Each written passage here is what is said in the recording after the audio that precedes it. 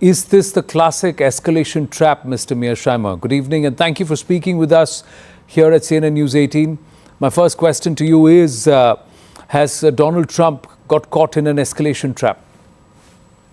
I think there's no question about that. The problem that President Trump faces is that the United States has lost this war. And if we go back to the Memorandum of Understanding that was signed on June 17th, this was the memorandum that looked like it was going to end the war. It was basically a surrender document. The United States gave in to Iran on every point. In other words, Iran won on every point. And the reason is that the United States did not have a military strategy to defeat Iran. Now, what's happened since June 17th is that the United States tried to open a separate channel in the Persian Gulf through the Strait of Hormuz that the Iranians refused to accept. So we've now got back to a situation where the two sides are attacking each other with these tit-for-tat military strikes. But the problem is the United States can't win this battle, just like it couldn't win the battle before June 17th. And that's why we had to sign the Memorandum of Understanding. Nothing has changed. The United States does not have a magic formula for defeating Iran. So President Trump can escalate all he wants, but it's not going to do any good because the Iranians will match the United States at every point, and we don't gain an advantage. And they can do it far more cost effectively. Would you agree that? Absolutely. You want to remember that one of the principal reasons that we ended the air war on April 8th, it's important to understand that the war started on February 28th. On April 8th, we ended the air war and we moved to a naval blockade. This is the long time before the Memorandum of Understanding is signed. The reason that we ended the air war is that we were running out of munitions. The United States does not have an endless supply of munitions or weapons that it can use to conduct a large-scale air offensive. So we're in a position today where we have to be very careful that we don't use up almost all of the remaining weapons that we have. So you're absolutely right that Iran, using these ballistic missiles and drones that they have, is at a great advantage against the United States, which has all of this expensive weaponry, but only limited numbers of the weapons. On a slightly macro perspective, does this also signal the end of the American hegemony across the world? Is now America as a global power, is it a thing of a past, global military power? Let me make 2 points. First of all, America's position as the most powerful state in the world by far ended in about 2017 when the world went from unipolar to multipolar. It's when China and Russia became great powers. So the days when the United States was the only great power in the world, this is the famous unipolar moment, ended in 2017. So we are now in a position, we meaning the United States, where we face two other great powers, and one of them, China, threatens to become as powerful as the United States. So independent of the Iran war, we have lost our position as the world's only great power. The second point I would make to you is if the United States loses the war against Iran, it will have no effect on America's position in the global balance of power. When I was young, we lost the war in Vietnam, and it was a disastrous defeat for the United States. but it had no effect on the balance of power. And in fact, 14 years later, the Soviet Union collapsed and the United States became the unipole. So it's just important to understand that the United States is an incredibly powerful country. And the only threat to its power in the international system is not what happens in Iran, but it's China. But whatever happens with Iran has a direct bearing on China, because many believe that the Chinese are also operating in the shadows and they have helped with Iran a lot. They've collaborated with Iran and they've also learned from Iran, be it their missile technology, their drone technology, and of course they'll be studying the wargaming. There is also the intelligence that's being, and many believe even right now the shipping to China continues, the trade with China via the rail route via Golistan continues, and America has not been able to hurt China in this war much. So do you see China becoming far more stronger, Russia becoming far more stronger and resolved, because America's focus on Ukraine will be a little diluted? Do you see this shift happening because of what's happening in the Strait of Hormuz and with Iran? I think there is no question that China and Russia have benefited from this war.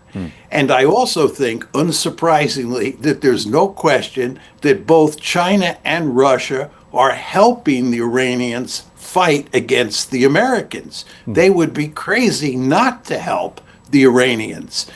The United States is a mortal enemy to both Russia and to China. And Russia and China have a deep-seated interest in making sure that the United States loses its war against Iran. So they're giving the Iranians weaponry and they're giving the Iranians intelligence, which is very important for Iran waging the war.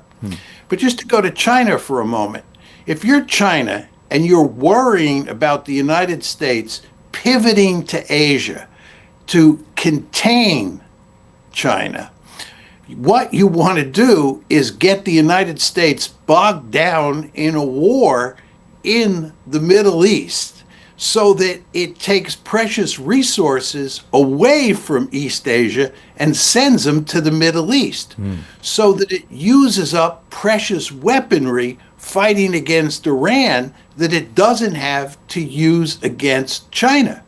So there's no question that from a Chinese point of view, and also from a Russian point of view, that this war is a good thing as long as the United States loses. And of course, those two countries, Russia and China, will do everything they can for good strategic reasons to make sure that we lose. What happens to the Gulf countries here? We'll come to Israel in a bit, Mr. Mearsheimer, but the Gulf countries, all those who allowed America to set up bases on the promise that America will protect these countries, etc., will they now recalibrate?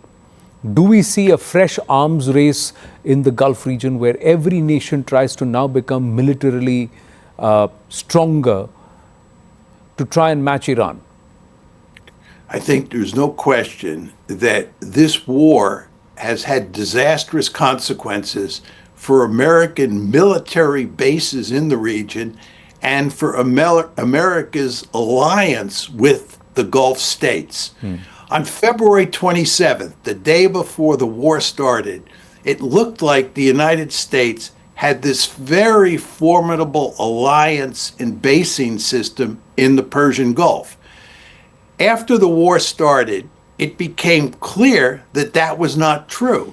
These bases that were spread out among the Gulf states were highly vulnerable to Iranian drones and Iranian missiles. And in fact, by all accounts, the Iranians have either badly damaged or destroyed every single American base in the region. Furthermore, if you're the Gulf states and you're depending on the United States to provide security for you, if anything, the exact opposite has happened. Because you're allied with the United States, your country has become a giant magnet for attracting Iranian missiles and attracting Iranian drones. This is a disaster for the Gulf states. So the question then becomes, what do the Gulf states do moving forward?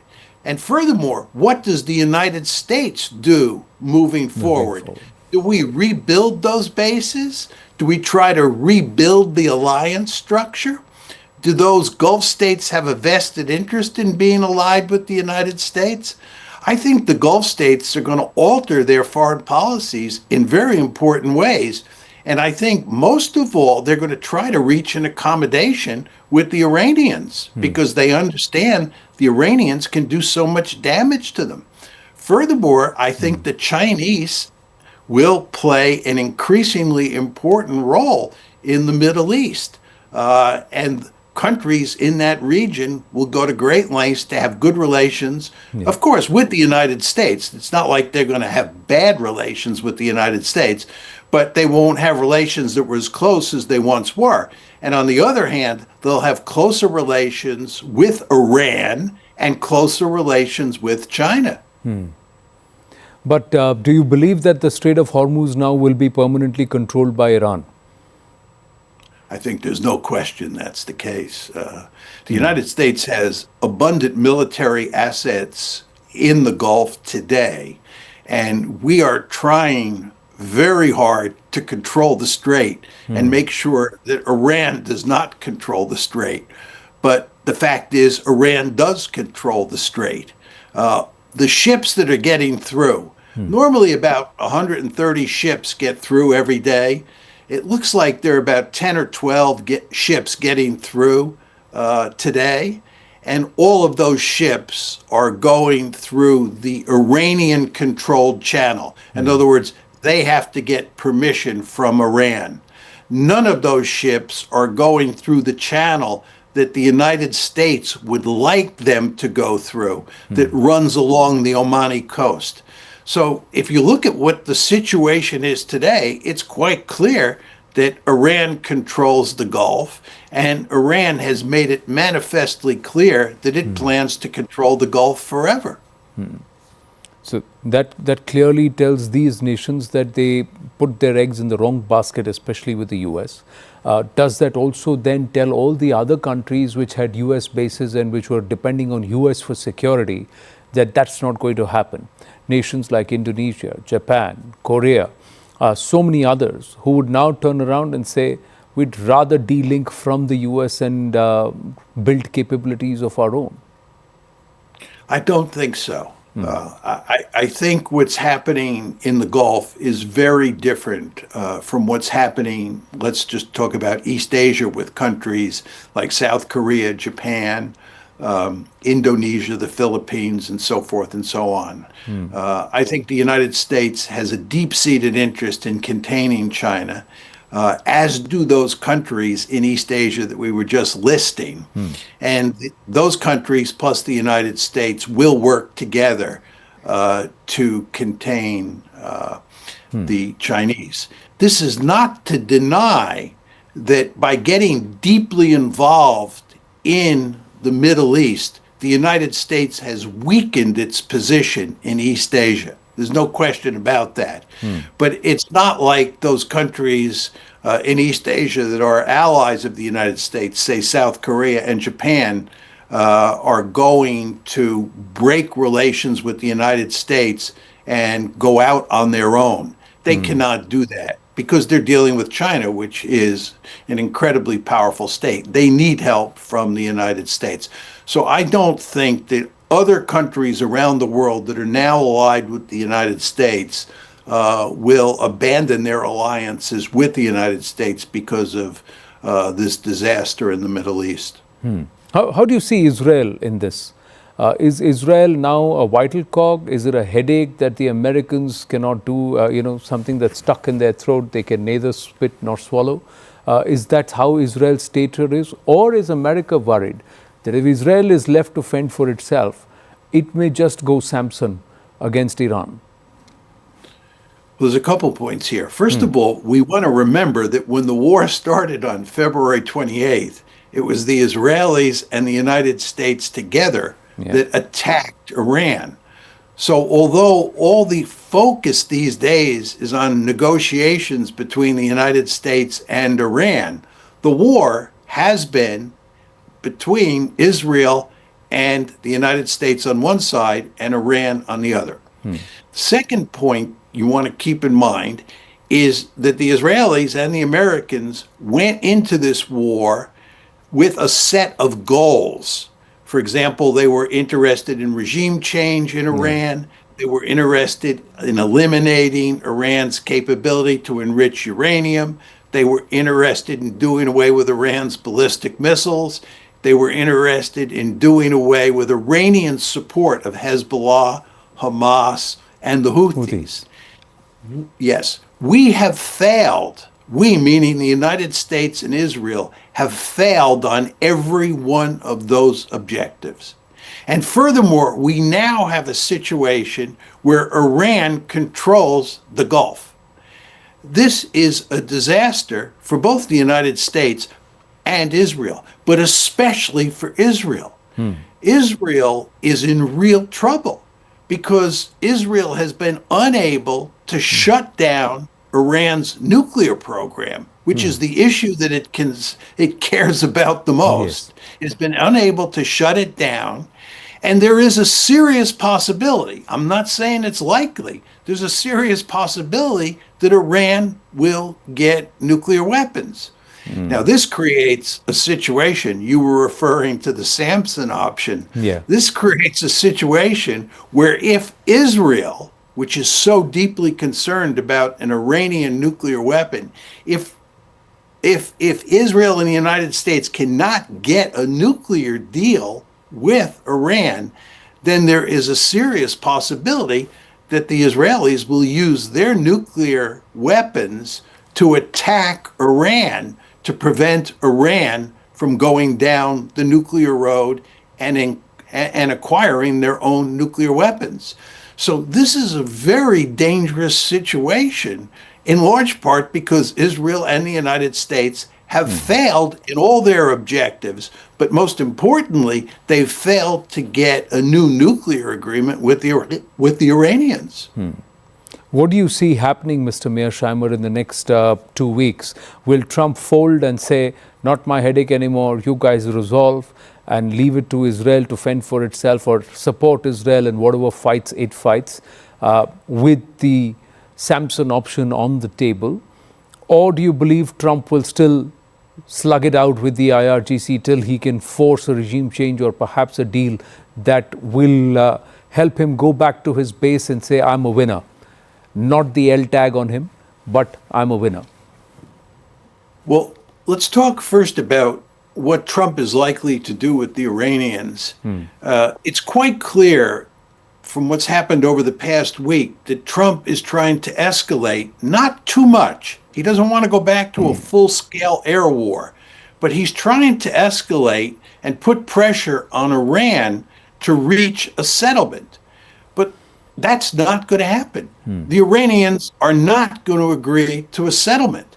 The only thing they'll agree to is some variation of the Memorandum of Understanding.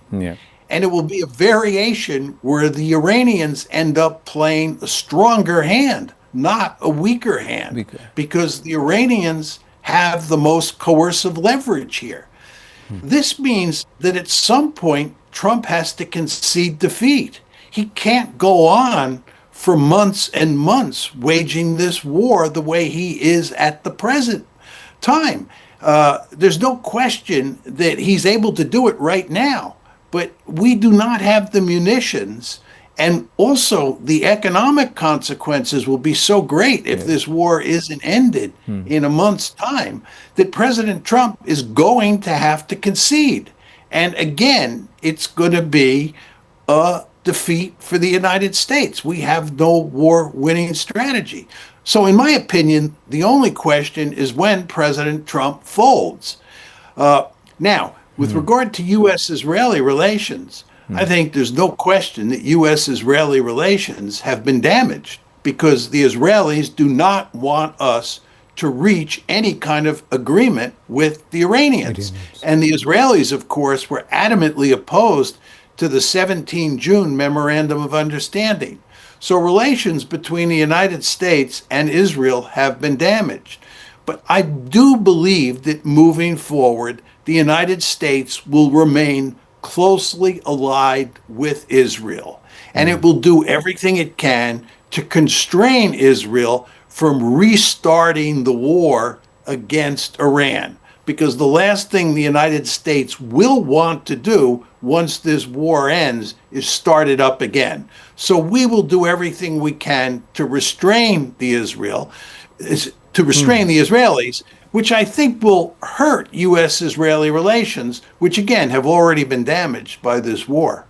True. Final question, Mr. Mearsheimer. In this conversation, what do you think Trump will do next? The midterms are coming up. He will want to serve up his version of a victory. So what do you see him do from where he can at least go back with some sort of a win? Because he does not want the loser tag on him. No, there's no question about that. And I think there's no doubt that he's going to have to reach an agreement at some point in the not too distant future, because the midterms are coming up. And again, also because of the damage that's being done to the international economy. So he's going to have to reach an agreement. And the Iranians are clearly going to win. But what President Trump will do is he will declare victory. And all of his acolytes will say that it is a great victory. The question is, do you think that he will be able to convince most Americans, most voters, that he won the war?